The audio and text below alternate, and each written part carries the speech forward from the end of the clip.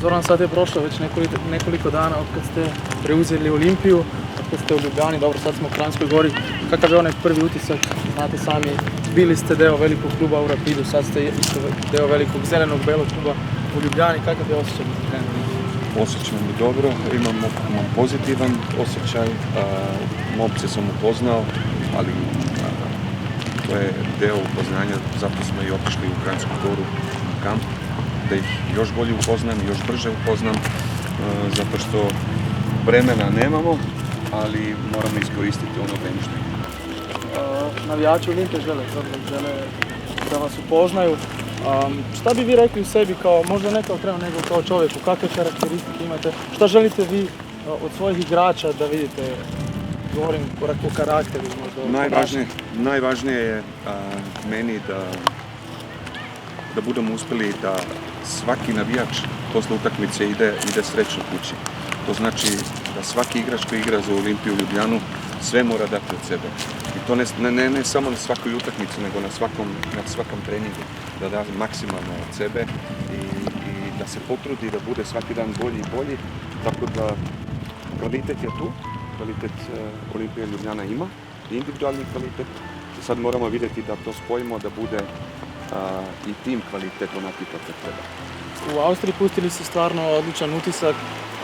Puno govori i to da je recimo Rapid, što se ne dešava puno puta javno, vam zaželju sreću da u Olimpiji, u vašem novom klubu, pa jako već nekoliko vremena niste povezani, tesno sa Rapidom. Šta mislite, sa čime ste vi toliko utjecali u Austriji da ste pustili tako dobar utisak?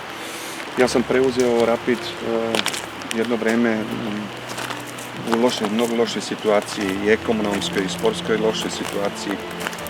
Politika u klubu isto nije bila pozitivna, svi su bili nezadovoljni, tako da sam ja preuzeo taj klub i napravio sam jedan koncept za klub, jednu filozofiju klubsku i forsirao sam mlade igrače iz omladince i mi smo napredovali, mi smo zajedno porasli, mi smo bili uspešni i to je najvažnije za mene, mi smo igrali dobar fudbal. Mi smo igrali fudbal koji su navijači želili da gledaju i tako da smo step by step smo napredovali i bili smo uspešni zajedno.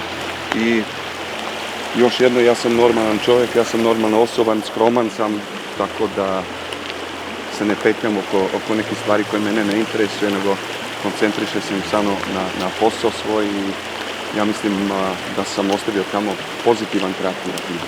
Pričali ste o filozofiji koju ste imali u Rapidu, vrlo verovatno nećete puno promijeniti što se to tiče u Ljubljani.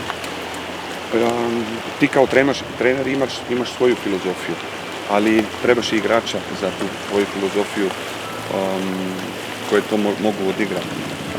Važno je da ja kao trener moram da se uklopim i u klub Ljubljani, Olimpiju i u države i u narod i da vidim na kojem nivou su igrači.